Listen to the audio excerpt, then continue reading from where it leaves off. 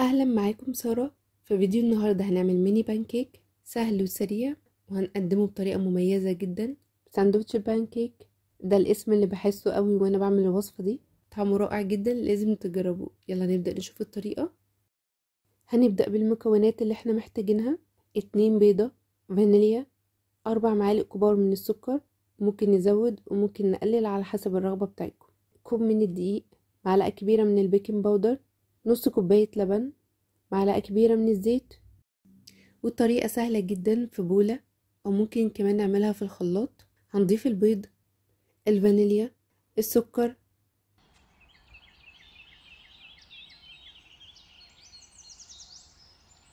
الدقيق، الزيت، اللبن، بالتدريج كده كل حاجة واحدة واحدة، أو ممكن نضيفهم كلهم مرة واحدة. بس نخلي شوية الدقيق بتاعنا كده نص الكمية هي اللي نضيفها، عشان نتأكد ان كل حاجة هتتضرب كويس مع بعضها، وخصوصا لو استخدمنا الخلاط.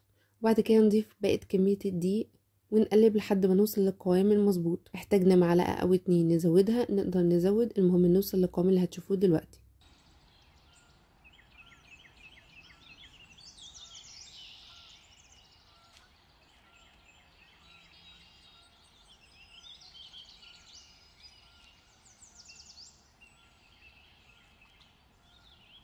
على نار متوسطة سخنا طاسة، يفضل ان هي ما تكونش بتلزق، وهدهنها كده بمسحة بسيطة خالص من الزيت. هبدأ اضيف الكمية اللي انا محتاجاها، بس زي ما اتفقنا احنا عايزين نعملها ميني بانكيك، فحابين نضيف الكمية بتاعتنا تكون صغيرة. وده القوام زي ما انتم شايفين. وخلي بالكم وانتوا بتضيفوا تضيفوا بس في نقطة واحدة، يعني تضيفوا الكمية كلها في نفس النقطة اللي انتوا بدأتوا فيها، وهي كده العجينة واحدة واحدة هتبدأ ان هي تاخد المساحة بتاعتها كلها. لو لقيتوا ان هي ما خدتش الشكل الدايرة كده المظبوط، تقدروا بظهر المعلقة او بظهر الحاجة اللي انتوا ضفتوا بيها الخليط، تقدروا انكم تظبطوا الشكل كده بس بسيط خالص، تعملوا دواير كده، هتلاقوا ان شاء الله خدت الشكل الدايرة معاكم مظبوط. اسيبها لحد ما تكون خدت لون من تحت. اول ما الاقي كده في بابلز او في فقاعات صغيره خالص كده على الوش، ده معناه ان استوت. هبدا اقلبها على الناحيه التانية واسيبها تستوي وتاخد لون كمان حلو.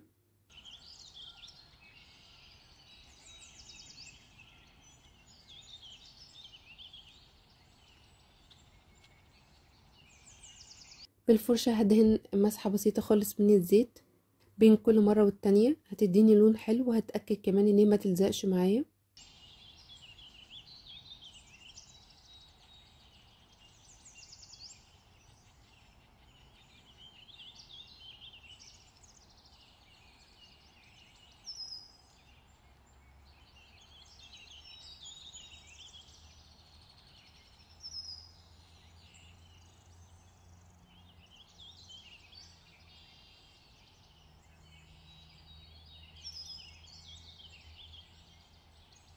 وكده خلصت كل الكميه وسبتها تبرد براحتها خالص، تبقى بحرارة المطبخ. وهبدأ اخد كمية من اي نوع شوكولاتة سبريد او من مربى حتى، واحط في النص كده، وهبدأ اضغط الاتنين مع بعض. هتلاقوا ان الحشوة بدأت تاخد كل المكان. وطبعا احاول بس على حسب الجو عندي ان انا اخلي درجة حرارة الشوكولاتة دي اعرف ان انا استخدمها وتتفرد معايا بسهولة، ما تكونش ماسكة نفسها.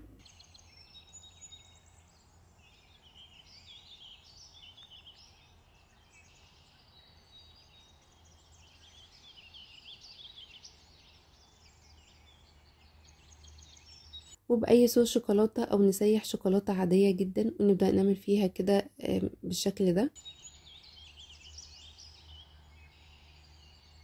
وده شكلها النهائي، بسيطة وسهلة، وطلعت لنا الشكل اللي انتوا شايفينه ده. والطعم انا متأكدة هيعجبكم جدا. وبكده نكون وصلنا لنهاية فيديو النهاردة. يا رب تكونوا استفدتوا منه، يا رب يكون عجبكم. اقابلكم بإذن الله في فيديوهات وصفات مختلفة، والسلام عليكم.